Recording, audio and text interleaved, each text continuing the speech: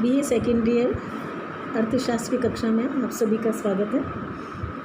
आज हम ले रहे हैं राष्ट्रीय आय व इसकी अवधारणाएं, national income and it's concepts.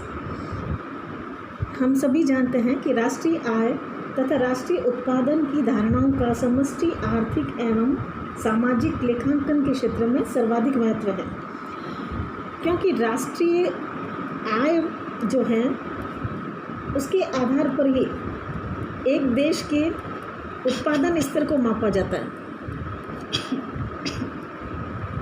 इसके साथ ही अगर लोगों का जीवन स्तर देखना है तो उसके लिए भी हमें राष्ट्रीय आय पर निर्भर रहना होता है। इसी तरह से राष्ट्रीय आय के द्वारा ही हम अर्थव्यवस्था की प्रगति की समीक्षा कर सकते हैं। भविष्य संबंधी अनुमान भी इसी आधार पर लगाए जा सकते हैं। इसके अलावा आर्थिक नियोजन में राष्ट्रीय आय के आंकड़ों के आधार पर ही हम विकास की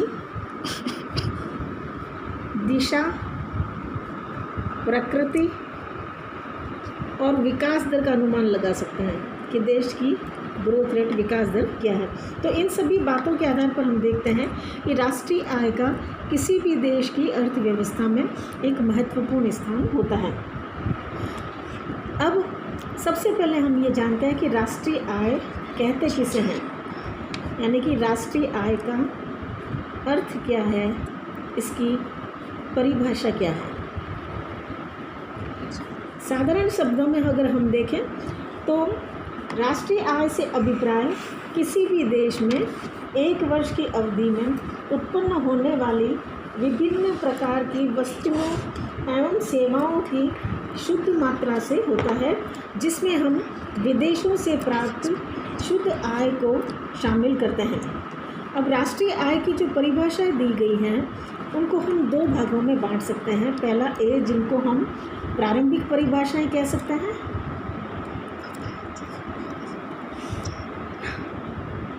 जिनमें हम मार्शल, पिगू और फिशर इनकी परिभाषा प्रमुख रूप से लेते हैं। और दूसरा है आधुनिक परिभाषाएं, जिनमें हम कुज़नेट्स वगैरह की परिभाषाओं को ले सकते हैं। अब सबसे पहले हम लेते हैं मार्शल की परिभाषा।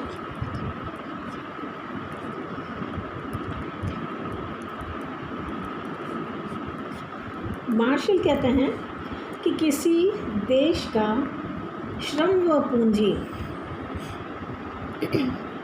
उसके प्राकृतिक साधनों पर क्रियाशील होकर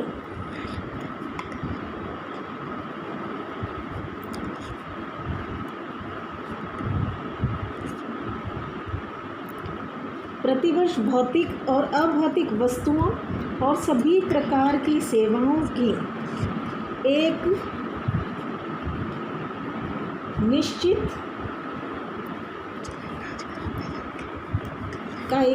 विशुद्ध योग उत्पन्न करते हैं।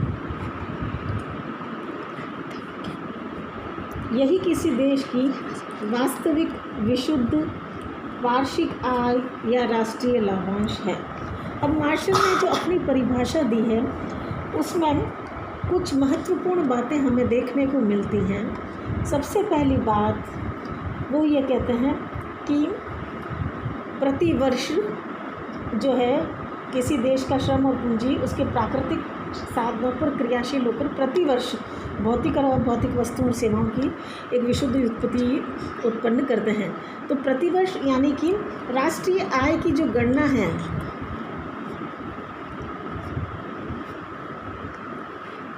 वो वार्षिक आधार पर की जाती है।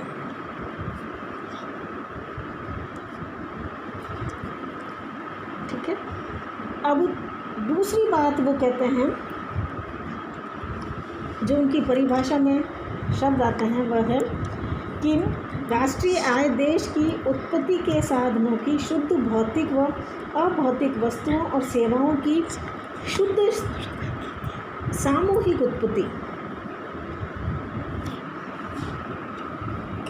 को शामिल किया जाता है।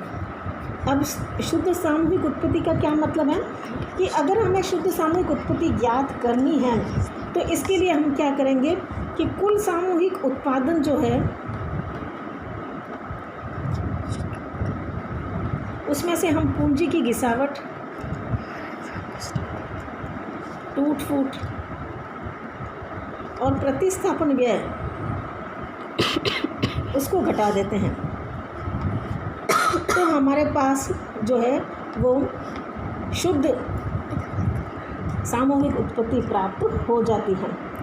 इसी तरह से मार्शल के अनुसार वे व्यक्ति जो परिवार के सदस्यों को या मित्रों को बिना किसी मूल्य के सेवाएं प्रदान करते हैं तो उनको हम राष्ट्रीय आय में शामिल नहीं कर सकते। इसी तरह से नेक्स्ट उनकी जो बात परिभाषा में आती है वह है कि विदेशी आय को इसमें शामिल किया जाता है, यानी कि विदेशी विनियोग से प्राप्त जो आय है उसको हम राष्ट्रीय आय में शामिल करते हैं। तो इस तरह से मार्शल की जो परिभाषा है उसमें देश की राष्ट्रीय आय की गणना वार्षिक आधार पर की जाती है और इसमें शुद्ध सामूहिक उत्पत्ति को हासिल करने के लिए हम कुल सामूहिक उत्पादन में से पूंजी घिसावट, टूट फूट, प्रतिस्थापन व्यय आदि को घटा देते हैं तथा विदेशी आय को शामिल कर देते हैं। तो इस प्रकार हमें राष्ट्रीय आय प्राप्त हो जाती है। लेकिन मार्शल ने जो ये परिभाषा दी है उसकी आलोचना भी की जाती है, उसका क्रिटिसिज्म भी किया जाता है, क्योंकि कहा जाता है कि ये परिभाषा जो है वो सैद्धांतिक दृष्टि से तो ठीक मानी जाती है, किंतु व्यवहारिक दृष्टि से अगर देखा जाए तो इसमें कई दोष सामने आते हैं। सबसे पहली बात कि एक वर्ष में विभिन्न प्रकार की वस्तुओं और सेवाएं उत्पादित की जाती हैं, तो इन सभी वस्तुओं और सेवाओं का जब उत्पादन होता है तो इन सभी का सांख्यिकीय माप करना बहुत ही मुश्किल कार्य है। तो ये इस परिभाषा के अंतर्गत हम देखते हैं कि यह एक जो है कठिनाई के रूप में हमारे सामने आती है। दूसरी बात कि ऐसी अनेक वस्तुएं होती हैं जो बाज़ार में विनिमय के लिए नहीं आती, यानी कि ऐसी वस्तुएं जो बाज़ार में विनिमय करने के लिए विनिमय हेतु नहीं आती है, यानी कि जिनका कि हम मौद्रिक मूल्य ज्ञात ही नहीं कर सकते, क्योंकि जब बाज़ार में नहीं आएंगी तो उनका मौद्रिक मूल्य ज्ञात नहीं किया जा सकता, जबकि वास्तव में वो उनका उत्पादन हुआ है।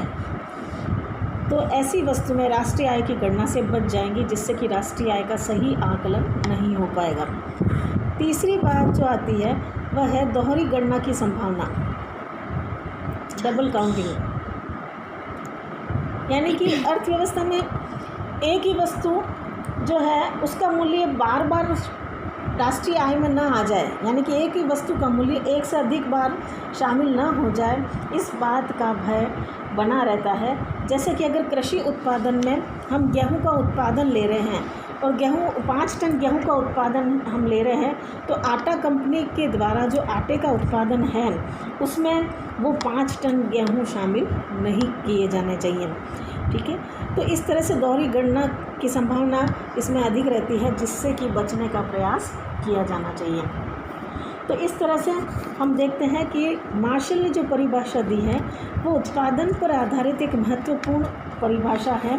यद्यपि इसकी आलोचनाएं हैं या हम कहेंगे इसके अनुसार राष्ट्रीय आय का मापन करने में कई कठिनाइयां आती हैं, फिर भी यह राष्ट्रीय आय की धारणा उत्पादन विधि पर आधारित सरल एवं स्पष्ट धारणा है। तो ये थी मार्शल की परिभाषा। दूसरी परिभाषा हम लेते हैं पीगू की परिभाषा।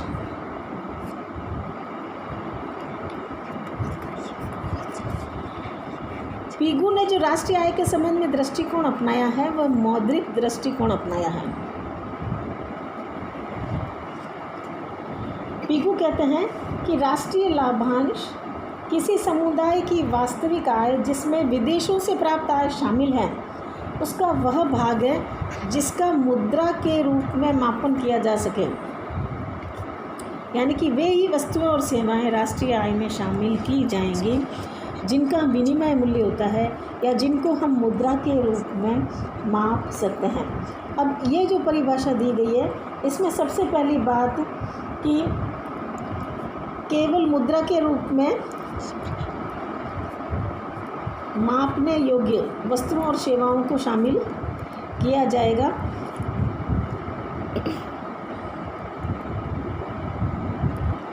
केवल मुद्रा के रूप में मापने योग्य वस्तुएं व सेवाएं राष्ट्रीय आय में शामिल।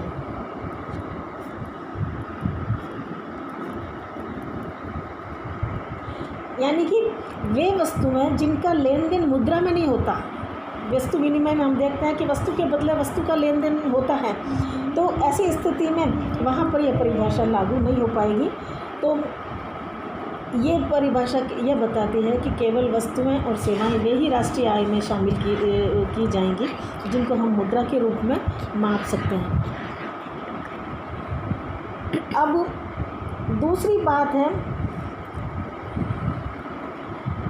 कि इस संबंध में जो मुद्रा मापने योग्य वस्तु और सेवाएं हैं, उस संबंध में अगर पीगू एक बहुत ही रोचक उदाहरण देते हैं और कहते हैं कि एक व्यक्ति के घर एक जब नौकरानी कार्य करती है तो सपोज उसको 1000 रुपये उन सेवाओं के बदले में प्राप्त होते हैं, तो उन 1000 रुपयों को राष्ट्रीय आय में शामिल किया जाएगा, क्योंकि वह अपनी सेवाओं का या उसकी जो सेवाएं हैं वो आर्थिक है।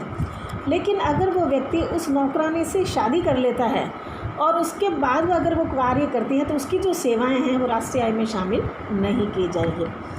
तो इस तरह से पीगू की परिभाषा में मौद्रिक दृष्टिकोण का अत्यधिक महत्व दिया गया है। दूसरी बात, इसमें विदेशों से प्राप्त आय को भी शामिल किया गया है। अब इसकी भी आलोचना की जाती है कि सबसे पहली आलोचना यही कि यह केवल मौद्रिक अर्थव्यवस्था में लागू होती है, लेकिन जहाँ पर बहुत बड़ा गैर मौद्रिक क्षेत्र हो वहाँ इसकी गणना इस परिभाषा के आधार पर राष्ट्रीय आय की गणना करना बहुत ही मुश्किल हो जाता है। दूसरी बात कि पीगू ने इसको मुद्रा के रूप में मुद्रा के मापन राष्ट्रीय आय के विचार को मुद्रा के मापन तक सीमित कर दिया है, जिससे कि इसका जो क्षेत्र है वो काफ़ी संकीर्ण हो गया है। तो इस आधार पर भी इसकी आलोचना की जाती है, क्योंकि वो कहता है कि अगर एक नर्स एक हॉस्पिटल में काम करती है उसके बदले में वह जो आय प्राप्त करती है उसको तो हम राष्ट्रीय आय में शामिल करते हैं, यानी कि उसकी अस्पताल की सेवाओं को राष्ट्रीय आय में शामिल किया जाएगा। लेकिन अगर वही नर्स अपने बच्चों को की जो है देखभाल करती है तो ऐसी स्थिति में उसकी सेवाओं को राष्ट्रीय आय में शामिल नहीं किया जाएगा। फिर ये बात की जाती है कि ये परिभाषा जो है वह केवल विकसित देशों में ही लागू होगी, अन्य देशों में लागू नहीं होगी, क्योंकि विकसित देशों में ही जो है पूर्णतया वहाँ पर मुद्रा के माध्यम से लेन देन किया जाता है। तो इस तरह से पीगू की परिभाषा की भी आलोचना की जाती है, लेकिन फिर भी हम कहेंगे कि पीगू की परिभाषा भी राष्ट्रीय आय की परिभाषा की एक महत्वपूर्ण राष्ट्रीय आय के क्षेत्र में एक महत्वपूर्ण परिभाषा है जो कि मौद्रिक दृष्टिकोण पर आधारित है। नेक्स्ट जो है वो हम नेक्स्ट क्लास में करेंगे। Thank you.